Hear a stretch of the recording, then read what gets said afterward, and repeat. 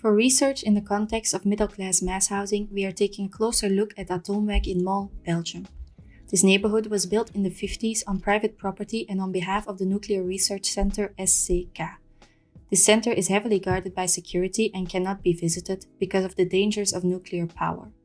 The isolated site in the middle of the Kempen forest consists of technical buildings and housing units for the employees, who were mostly foreigners. These are separated by a canal. This extraordinary modernist architecture by Jacques Webbau launched the Belgian atomic age. Because of decay and the flight of residents in 2009 due to rumors of demolition, the original site has now been partially abandoned and is undergoing construction. This one in particular has been utilized by young couples and families.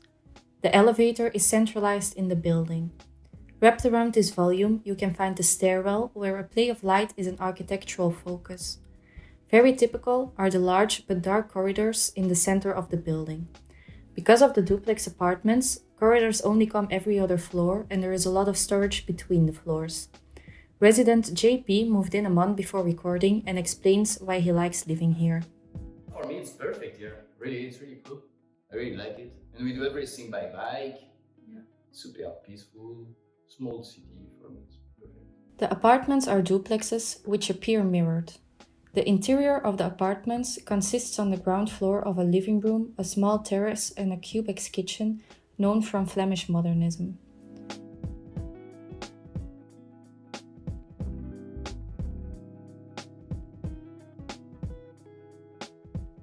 Upstairs there are 2 bedrooms and a bathroom. These apartment buildings will soon be completely demolished and replaced by newly built apartments.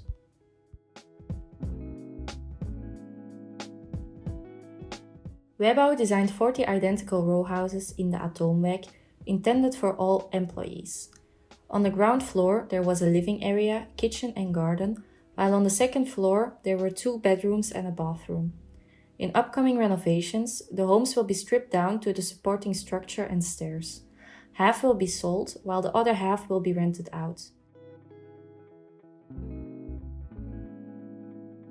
Current resident Aleksander has lived in the neighborhood since 2009. So actually all locations were nice, starting from dormitories. Since there was a large community of people, it was quite fun.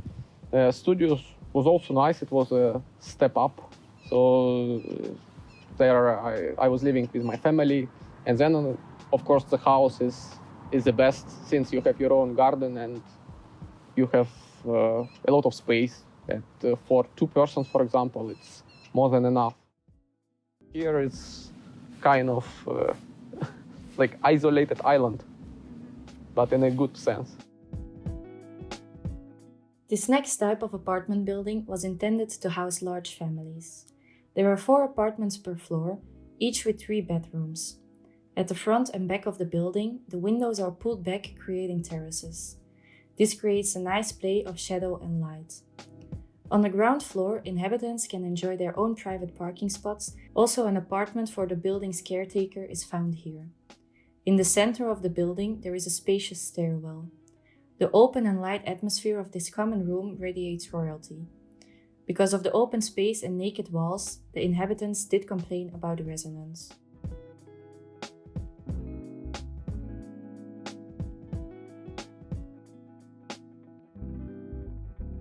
The building is protected and will undergo a thorough renovation, after which the apartments will be sold on the private market. The floor plan will be more or less maintained, but the living spaces will be reduced to create larger terraces. The staircase in the stairwell will also be moved up so that the load-bearing beams interfere less in the passageway. The joinery will be reproduced according to the current safety regulations. The 2 renovated dormitories house 96 students and are mainly used for short stays, such as PhD students. They are built according to simple constructions and techniques. On the first floor, there are common areas and a garden, while upstairs there are individual bedrooms and bathrooms.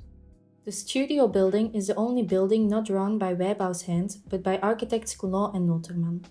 This award-winning project is protected as heritage. This makes it clearly recognizable as different by the influences of Renat Braam and Le Corbusier.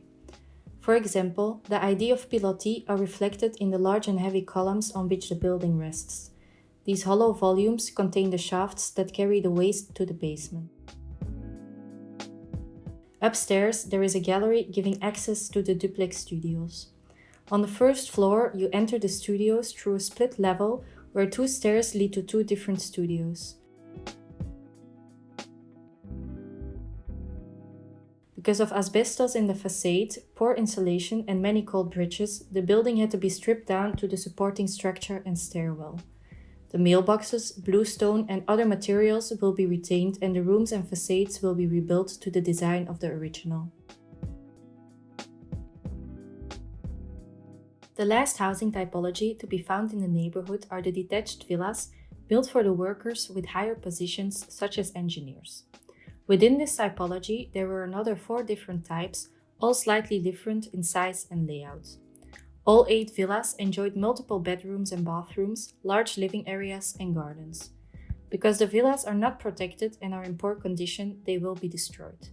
The stripping was already done in a careless manner in some of the villas because everything disappears anyway.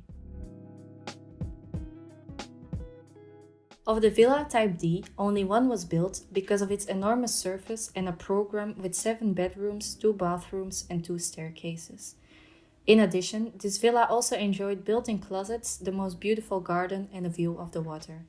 We meet the current inhabitant Giovanni of this spacious villa in his garden.